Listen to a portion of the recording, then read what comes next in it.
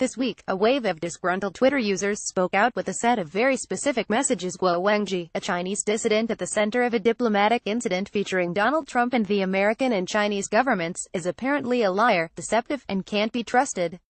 A Daily Beast analysis, however, shows that many of these users are working in tandem and likely automated.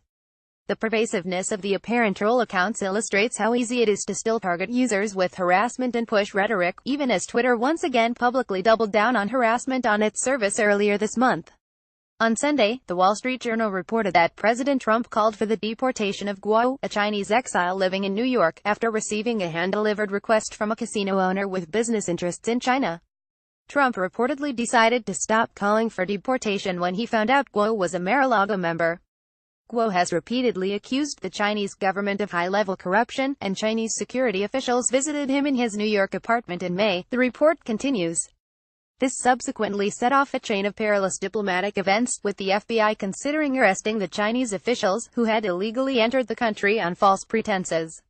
Meanwhile, distributed denial-of-service (DDoS) attacks, where a website or other target is flooded with so much traffic it crawls to halt, struck against organizations affiliated with Guo in the past month. This is a crazy story on many levels, BuzzFeed World editor Miriam Elder tweeted on Monday, along with a link to the Wall Street Journal's war article. Quickly, a string of Twitter users responded, attacking the story and its subjects. Guo is a liar.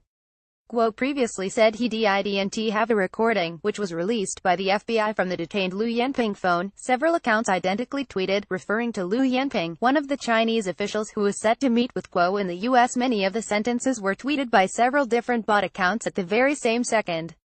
Twitter initially marked the accounts as temporarily restricted, meaning Twitter displays a warning of unusual activity from this account after clicking on the user's profile.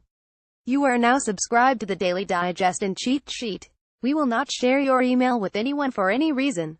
After the Daily Beast brought the accounts to Twitter's attention, the social network suspended a number of the accounts, but many other suspicious accounts remained active as of Thursday.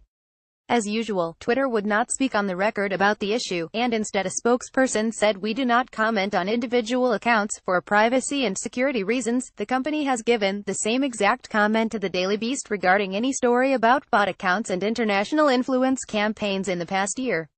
Elsewhere on Twitter, and not specifically in response to the Wall Street Journal article, other accounts posted similar messages, including "Mr. Guo cannot be trusted. He record the conversations with everyone, even U.S. official." Several accounts tweeted a sentence that might be considered a threat, if only the poorly translated posts were comprehensible.